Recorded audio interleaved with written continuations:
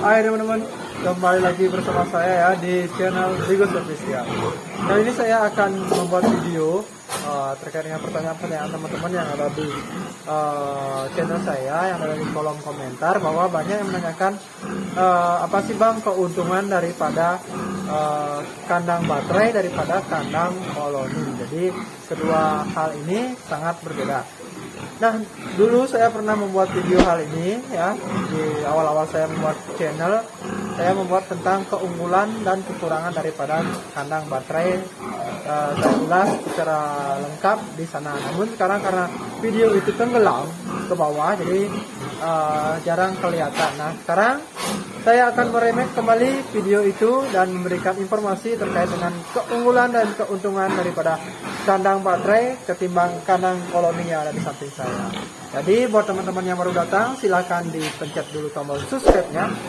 Di sini kita akan berbagi mengenai tips dan trik daripada peternak babi pemula. Oke, kita langsung saja untuk penjelasannya.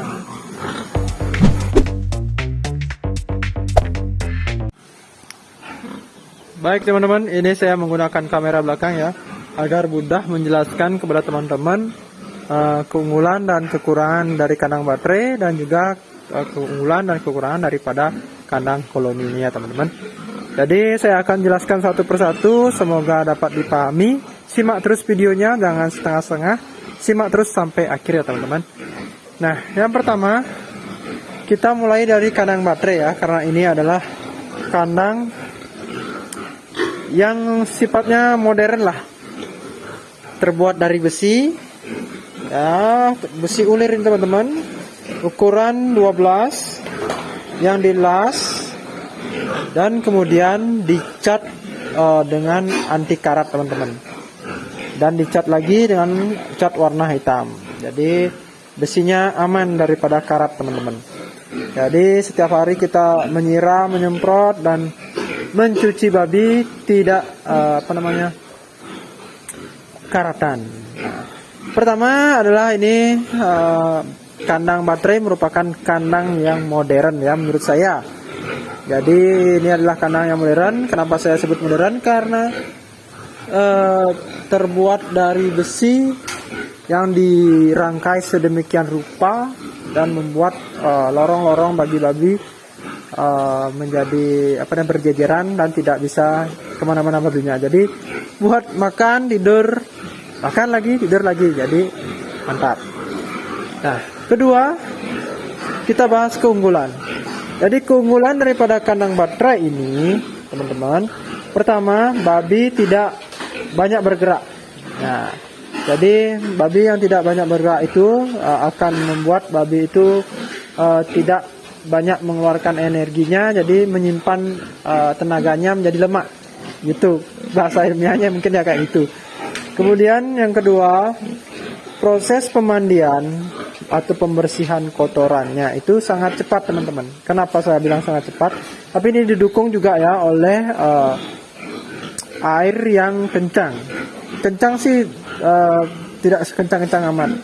Jika misalnya airnya tidak kencang, kita bisa pakai bantuan ini teman-teman, pakai serok gitu ya, dibuang. Jadi gampang teman-teman. Jadi caranya seperti ini teman-teman.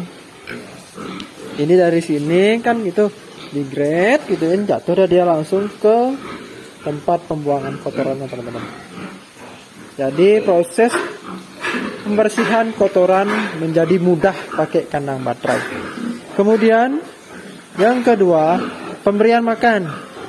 Pemberian makan itu menjadi optimal teman-teman. Jadi proses asupan nutrisinya jadi maksimal per ekornya teman-teman. Kenapa? Karena kandang baterai itu disediakan per slot untuk satu babi. Jadi ini satu slot, ini kemudian lagi satu slot, dan ini lagi satu slot. Nah, jadi per slotnya itu kita gampang untuk menuangkan makanan. Jadi misalnya makannya di sini 1 kilo, jadi dia pas makannya untuk per satu ekor babi ini 1 kilo teman-teman. Jadi tidak mubasir atau tidak akan tidak akan diambil oleh babi yang satunya. Jadi pas ini besar, jadi untuk besaran babinya itu sama rata jadinya teman-teman. Tidak ada yang besar, tidak ada yang kecil. Itu yang kedua teman-teman. Yang ketiga,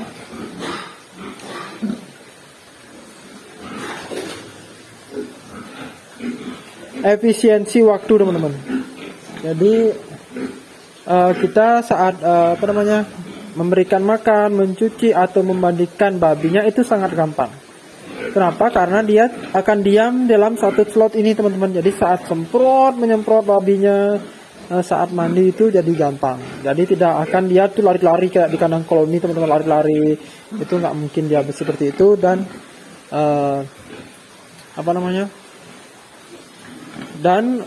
babi itu akan diam, bersih dia langsung gitu teman-teman. Itu yang ketiga. Nah ini teman-teman bisa kita lihat ya, kalau kandang baterai itu banyak manfaatnya teman-teman. Nah, seperti ini. Nah yang kemudian selanjutnya, keunggulan daripada kandang baterai itu sendiri adalah mendapatkan sirkulasi udara yang bagus teman-teman, karena kandang baterai itu sifatnya kan terbuka seperti ini. Jadi sirkulasi udaranya lancar gitu teman-teman. Nah itulah keuntungan daripada kandang baterai teman-teman. Kemudian setelah keuntungan kita akan bahas kekurangannya teman-teman. Nah di mana ada keuntungan pasti ada kekurangannya teman-teman. Apa itu kekurangannya? Satu, pasti di awal adalah proses pembuatan yang memakan biaya cukup besar teman-teman. Ini satu slot aja sampai 500-an teman-teman. Sekarang ini bisa 600-an satu slot ini teman-teman. Kenapa begitu? Karena besi ulir ini sangat mahal, belum lagi biaya las. Kemudian belum lagi membuat jajaran dudukan seperti kandang ini teman-teman. Ya, itu memakan biaya yang sangat besar. Jadi itulah kelemahan daripada kandang baterai yang kedua. Mohon maaf, yang pertama teman-teman. Yang kedua, nah ini yang paling sering terjadi di kandang teman-teman. Biaya dot. Ya, ini dot. Ini dot teman-teman. Dotnya ini sering remes dia.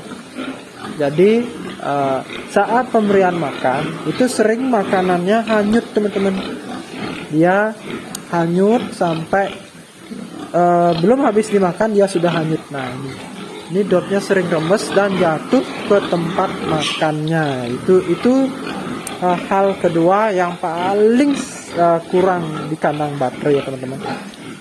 Makanya di sini pemberian makannya memakai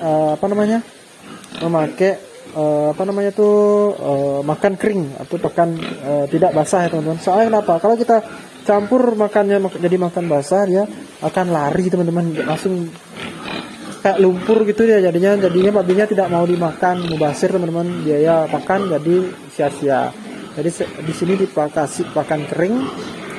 Di sini otomatis dia akan bercampur daripada air yang jatuh dari dot dan basah dia teman-teman.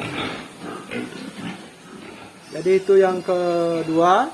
Sekarang kita lanjut yang ketiga teman-teman. Nah, kotoran pada kandang baterai jika kita telat membersihkan akan berserakan teman-teman. Cepat sekali berserakan, tidak mengumpul jadi satu seperti di kandang koloni. Jadi dia akan berserakan banyak seperti ini teman-teman.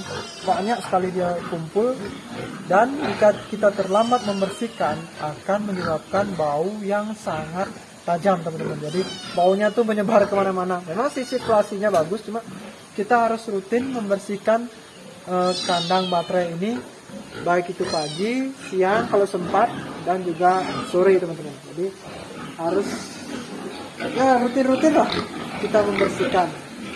Selain kita keuntungannya gampang dibersihkan, namun kita juga harus rutin untuk membersihkannya.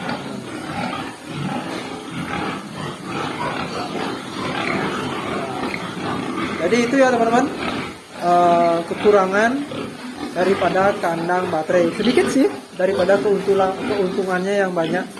Jadi seimbang lah ya. Itulah keuntungan dan kekurangan daripada kandang baterai ini ya teman-teman.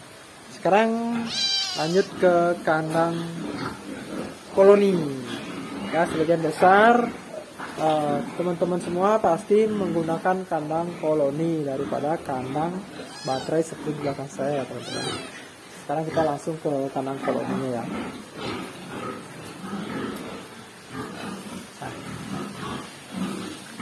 Nah, ini kandang koloni saya gunakan atau kami gunakan untuk memindahkan babi yang siap masuk ke kandang baterai. Taruh di kandang koloni dulu, baru dipindahkan ke kandang baterai. Jadi hanya sifatnya untuk menaruh bibit-bibit baru, teman-teman. Nah, saya pakai kandang koloni yang ada di bawah aja ya. Soalnya di sana babinya ribut sekali. Takut rekamannya terganggu, teman-teman. Nah, ini dia kandang koloni yang isinya babi-babi kecil yang siap masuk ke kandang baterai, teman-teman. Tapi saya membahas di sini tentang keunggulan dan kekurangan daripada kandang koloni ini ya, teman-teman. Jadi yang pertama kita bahas keunggulannya dulu.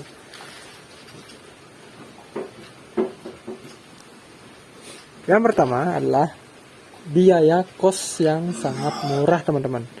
Murah maksudnya bukan murah-murah meriah begitu ya, tapi lebih murah dibandingkan kita membangun kandang baterai di atas, teman-teman. Jadi ini sangat relatif terjangkau lah harga untuk pembuatan daripada kandang koloni ini. Kedua, tidak banyak menghabiskan tempat. Jadi kita memelihara babi 10, kita cukup membuatkan kandang yang 6 meter misalnya kali 3 meter untuk lebarnya dan tinggi 1 meter ya. Jadi itu yang kedua, teman-teman. Yang ketiga, proses pembersihan kotoran itu sangat gampang. Kenapa saya bilang gampang? Gampang itu maksudnya lebih cepat ya. Karena kenapa? Pastinya dalam satu koloni itu dia akan membuang kotoran itu di pojok itu misalnya. Pasti di sana saja dia buang kotorannya, teman-teman. Jadi kita sekali semprot satu arah aja, itu sudah sudah siap untuk membuang kotorannya hanyut ke selokan. Jadi seperti itu, teman-teman. Itu ya keunggulan yang kedua.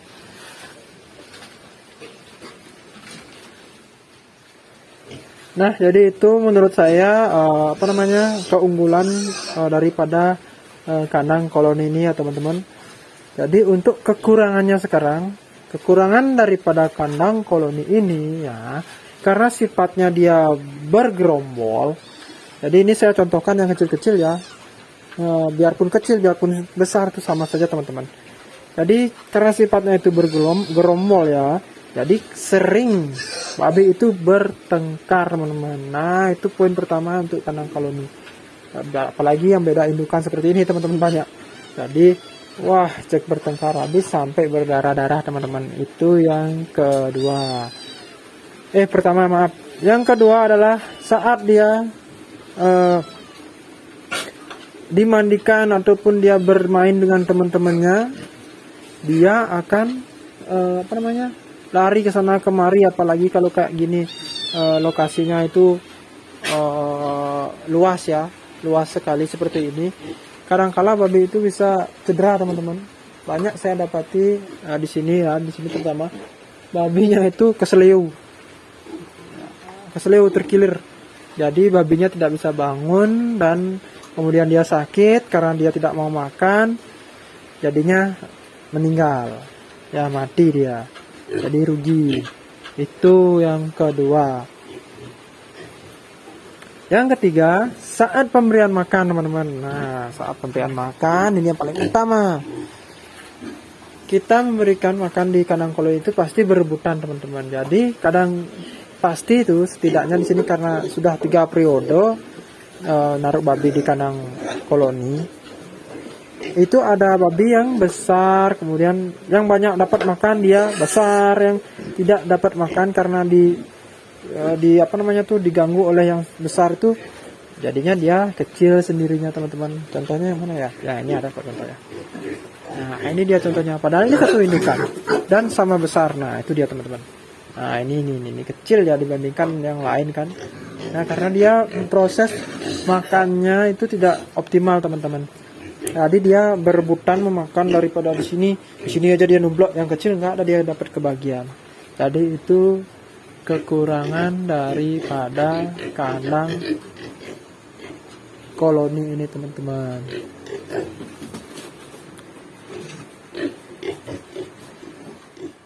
Nah itu tadi ya teman-teman. Bagaimana menurut teman-teman terkait dengan penjelasan saya tentang kelebihan dan kekurangan daripada kandang baterai yang ada di atas, dan kelebihan dan kekurangan kandang baterai kandang koloni yang ada di belakang saya.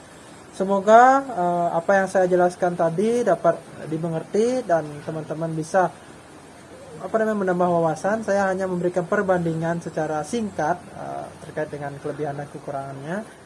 Jadi setiap kandang itu memiliki kelebihan dan kekurangannya masing-masing teman-teman. Jadi kita sesuaikan dengan budget kita. Baik itu misalnya kita baru memulai usaha ternak atau berternak babi skala rumahan, kita cukup membuat kandang koloni seperti di belakang saya. Soalnya harga kos yang terjangkau, proses pemandiannya itu ya sama lah, standar biasa. Nah jika misalnya kita ingin membangun skala besar atau sejenis perusahaan, nah seperti di atas lah, yang di kandang baterai itulah yang paling bagus teman-teman ya. Jadi itu sedikit dari saya tentang kelebihan dan kekurangan daripada kandang koloni atau maupun kandang baterai ya teman-teman. Jadi itu menurut saya. Mungkin pendapat teman-teman ada yang berbeda. Oh bang, ini ada kalau koloni seperti ini bang, baterai seperti ini ya, bisa ditulis di kolom komentar ya teman-teman. Karena kita di sini sama-sama belajar, saya masih pemula dan masih banyak-banyak harus belajar terkait dengan berternak babi ini ya teman-teman. Jadi saya meremake video yang sebelumnya sudah saya buat dan mungkin teman-teman bisa tonton juga. Saya akan sisipkan link videonya di deskripsi ya teman-teman. Baik. Akhir kata saya ucapkan terima kasih bagi teman-teman yang sudah mendukung channel ini. Terus dukung, dan juga bagi yang baru datang silahkan pencet dulu tombol subscribe-nya. Mari kita sama-sama belajar tentang berternak babi. Oke, sampai jumpa di video selanjutnya teman-teman.